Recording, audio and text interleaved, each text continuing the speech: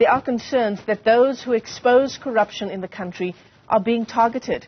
This follows the murder of Bosasa liquidator Cloete Murray in a suspected hit over the weekend. It's understood he was working on high-profile cases with his son, Tom, who was also killed in that incident.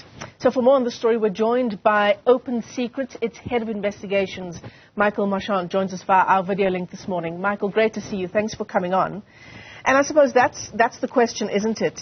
It's the incident that we saw unfolding over the weekend, certainly all the hallmarks of a very brazen assassination, first attempt, and now with the confirmation that Cloete Murray had indeed passed away yesterday. And other incidents like our whistleblowers being targeted, Babita Deokaran, and the callous way in which she was gunned down just outside her home, just some weeks after reporting corruption at Tembisa Hospital. Do these incidents, these and various others, do they bear the hallmarks of a mafia state? Good morning, Michelle. Thank you for having me. And I think that you're right. These types of killings are very chilling, deeply disturbing. And I think that they are reflective of an increasingly criminal state and an increasingly powerful underworld economy in South Africa that is able to mobilize people to engage in violence and assassinations incredibly easily. And I think it's important that what you've recognized is that this problem is broader than these kind of individual cases that capture the news headlines. So obviously there was a lot of shock over the weekend at the assassination of Cloete Murray and his son. Babita Deokaran, obviously as a whistleblower, I think is forefront in our minds.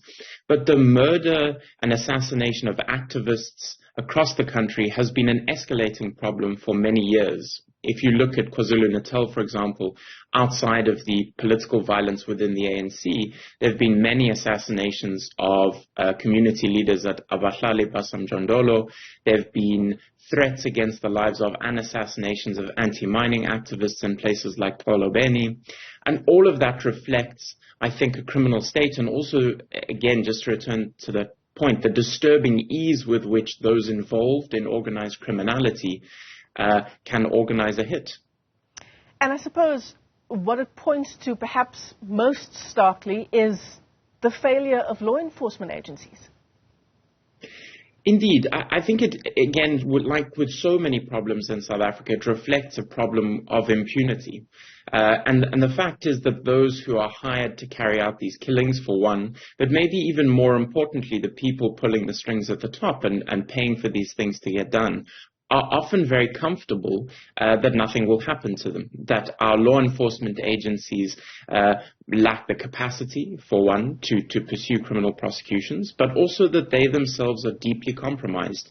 In so many of the examples that I've just listed in terms of the problems of organized crime and assassination in South Africa, there are either established or alleged links with the police themselves at a local level. We know that during the state capture years, that kind of systemic corruption that we saw across the state was not limited to our state-owned enterprises. It went into our law enforcement agencies, including the police.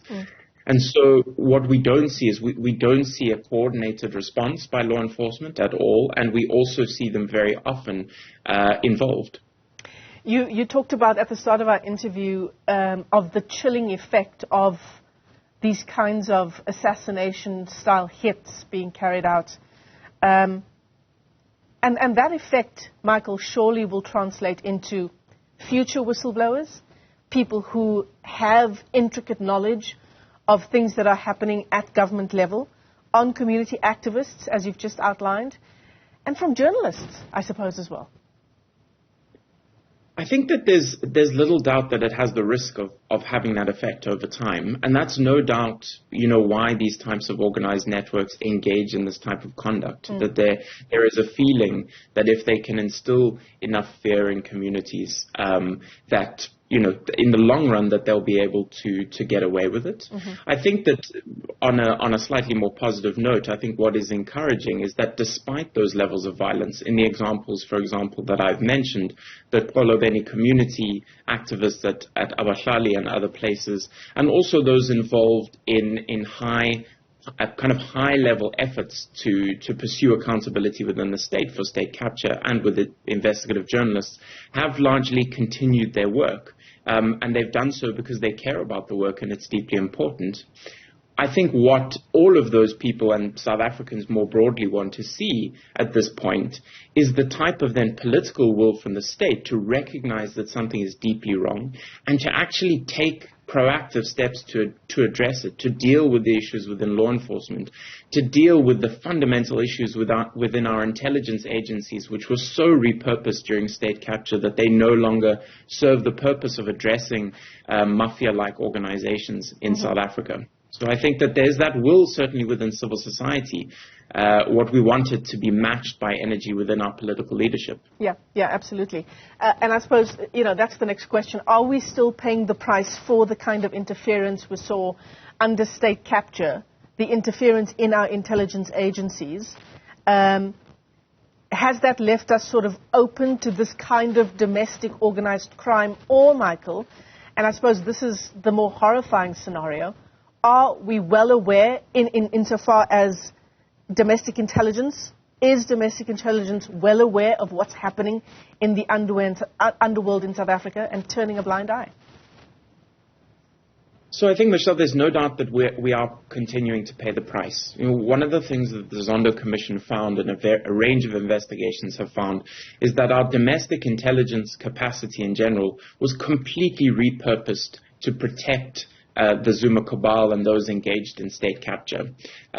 What our intelligence agencies did is they spent years protecting the politically well-connected and trying to infiltrate civil society organizations such as the Right to Know campaign, instead of actually doing their jobs and protecting the state and its people from organized criminal networks and other serious crimes that pose a threat to national security. The president, the current president, has acknowledged this since 2018, has continued to promise reforms, for example, to split up the intelligence agencies again into foreign and domestic. And of course, like with so many reforms within the state, keeps missing the deadlines to implement those types of changes. And so we had these agencies that were repurposed, and we have not done enough to fix them. And I think what we also see is we see agencies without permanent leadership, a whole range of acting positions. And so even when we don't have individuals, for example, who are actually implicated in these networks, we don't have stable leadership and a stable institution that is able to rebuild, recapacitate, and actually engage in the type of work that it's supposed to be doing, which is to identify and neutralize these types of threats. So what are some of the reforms that are on the table, Michael? Some of the reforms that government has been lethargic, I'm not sure, unwilling to implement? I mean, insofar as whistleblowers is concerned, we've heard the president speak many, many times on the importance of whistleblowers in tackling corruption in our country. I mean, given what he said, him and other government officials, whistleblowers surely deserve the highest levels of protection. And we know that that's not what we're seeing. It's not what we're seeing. And we know that there are agencies, certainly the National Prosecuting Authority, the police and others, and the National Anti-Corruption Advisory Council are looking at ways to build their systems to protect whistleblowers, and they are looking into areas of legislative reform. But we don't see a lot of energy outside that within the state to protect whistleblowers and to enact those kind of reforms. But I think that, Michelle, what the discussion reveals is that even if we were to tighten up some of the legislative protections around whistleblowers, you would still rely on those agencies such as the police, crime intelligence, and our domestic intelligence service to protect them. And at the moment, we don't see the state kind of able to do that. I think that's deeply concerning. Absolutely. To return to your other question about the key recommendations, I think really that those are around, first of all, appointing permanent leadership to our institutions, but most importantly, it's undoing what Jacob Zuma did in 2009, which is splitting up our foreign intelligence agency and our domestic intelligence agency.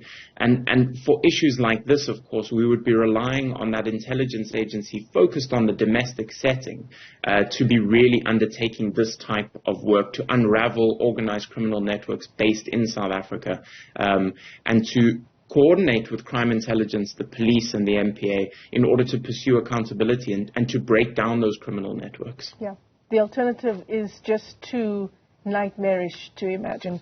Michael Marchant, let me thank you for your time this morning. Michael is the Head of Investigations at Open Secrets.